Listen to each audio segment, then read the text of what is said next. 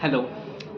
So I have no idea why I'm making this video, or for who I'm making this video, but I just wanted to let this out because this disease has been troubling me for the past 3 to 4 years now, I would say. So I'm talking about the OCD, obsessive compulsive disorder, and not just the stereotyped OCD which people talk about, like about the cleanliness or about being very particular about things and stuff. The OCD that I'm talking about is called the harm OCD, or you even call it the killer OCD, where you have killer thoughts, or you have thoughts of harming yourself or about harming the person in front of you. And these are very intrusive thoughts, like they just scare the shit out of you. They give you restless nights, you can't sleep, and you cannot just get those thoughts out of your head. And what I feel is, I have successfully dealt with those thoughts, but there is only a fraction of that disease still left in me, which is still making me that restless, I would say. So it all started in 2019 when I was first diagnosed with inflammatory bowel disease, which is an autoimmune disease in which your immunity attacks your own intestines and stuff. You get ulcers in your intestines, and I lost 12 kgs, and I went through just so much pain that I just went numb at a particular point of time. I was like, I'm given up in life, man. I do not want to even bear this pain anymore. But yes, I was put on steroids, and steroids, as they work, they started making me feel better, and they made me happy. I started gaining weight, and all of that happened, and I was very happy that my life is going amazing. I have also I've also improved because there were so many not just physical but also mental changes. Like, I changed my mindset. I started looking at life in a very positive way.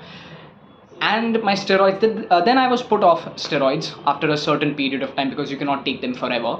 So in 2020, I first on 1st January 2020, I got my first panic attack, and I didn't know that it was a panic attack, obviously. When I was sleeping at 11 o'clock at night, I was just lying down, and I've started feeling my heartbeats rise like anything, man. I was so scared. I started feeling that fear in my chest. My head was spinning. I was feeling like I'm going to puke. My legs felt weak, my arms felt weak, and I just didn't know what was happening to me. I felt like I was dying, to be really honest. Then I ran to my bedroom, and I called my father, and and I was like, I don't know what's happening to me, please check my blood pressure and stuff. And my blood pressure had already shoot up to 160, and I was scared. Then I went to the doctor. He told that it's basically because of the withdrawal symptoms of steroids and stuff. And I came back. He gave me some medicines. It stopped. I was happy, back to my life. Again, after 2 days, it happened. Okay, I again ran to the doctor. He was like, okay, it's happening. Maybe you're getting the BP problem now. And I was like, wow, really? Is this now going to add to my misery? Because already I had suffered a disease back then. But then I took those medicines. Again, I was fine. Then again, the next day itself, it again happened.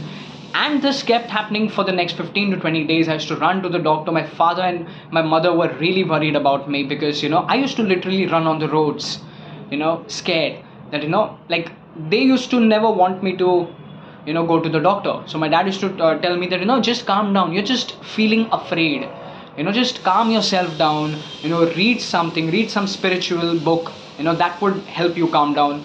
But I just couldn't think. I was completely out of my mind. And I literally used to run to the doctor. And when I used to go and sit at the doctor's place, I used to feel fine. Which scared me more, that it's like I'm only feeling fine when I'm under professional care. Otherwise, I'm just hell outside the hospital or outside the clinic. And this kept happening for 1.5 months. He put me on a Ayurvedic sedative. And after 1.5 months, one night when I was coming from my uncle's place to my house again, in the taxi, something terrible happened to me. I got that same panic attack. Till that point, I had already known that I'm having panic attacks. And that panic attack was the worst panic attack that I've ever felt in my life. My hands were not just shivering, I was feeling that tingling that tingling feeling in my hands, which froze my hands. My hands were literally like this in the taxi. I couldn't pick up my phone, I couldn't call anyone. I was just telling my uncle that please stop the cab, I'm gonna get out, I need something sweet to eat. And that would at least calm my nerves down. That was the kind of level that panic attack had put up. And then when my uncle called my doctor, he just said that you need to go to a psychiatrist, there is something really wrong with you. I went to a psychiatrist and he was like, you do not need to worry about panic attacks, they don't harm you, it's just your fight and flight a reaction of your amygdala. So an amygdala is a part of your brain, is present in your brain. It is responsible for you feeling scared or jealous or angry, all the negative emotions that you feel. That's because of that amygdala. So he was like, it's fine, everybody gets panic attacks and all of that, so you needn't worry. And I was like, okay. I took his medicines, and psychiatrist medicines are amazing, man. They just put you to sleep the whole day, and they just are the most amazing thing that can happen to you. That's what you feel when you're taking them. When you get off those medicines, you're back to the same self. You're again feeling those emotions. After you are put off the medicines, for the first 15-20 days you're fine, but then again that thing happens. So then I understood that nothing in this whole world is going to help me, because whatever my psychiatrist is giving me, he's just giving a medicine that is putting my brain to sleep. It is not curing my disease. And in this course of time only, I discovered that I had obsessive compulsive disorder. I used to have one of the most disgusting thoughts that a person can ever have.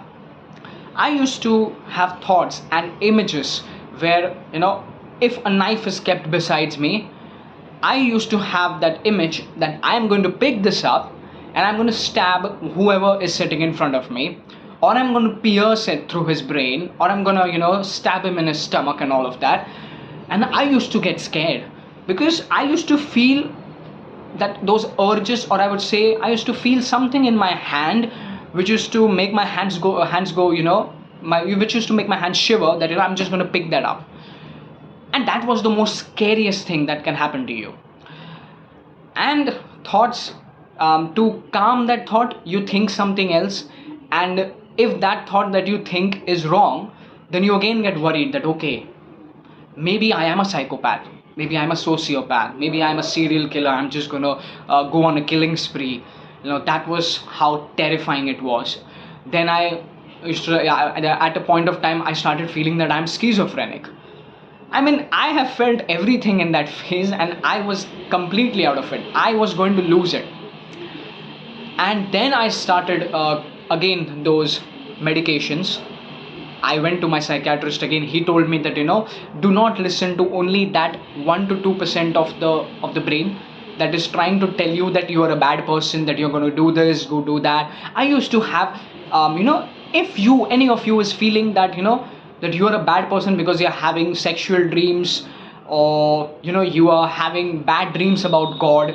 I used to have dreams about God where I am literally chopping his head off and stuff, and I used to cry. Like, I'm a very spiritual person, and thoughts like these, I mean, please, I'm speechless. I can't even express how much disgusting I used to feel. I was ashamed of myself. But then later on, while discovering myself over these years, I have understood that this is not me.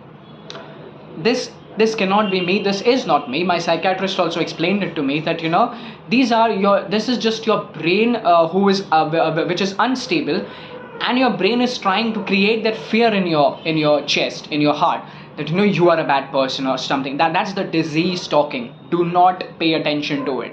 And there is no cure. Like, there is no medicine that is going to cure you. There is a cure, but that cure is meditation. That cure is spirituality. That cure is meditation, because meditation is going to help you to make yourself able of ignoring these thoughts, because I have realized, and I've tried this, okay, this is not something that I have just come to terms with. I have tried this for the past 2 years, where I have tried ignoring these thoughts, and over the course of time, when I've ignored these thoughts, boom, they have started reducing. That's why I said at the start of the video that only a fraction of this disease is left in me.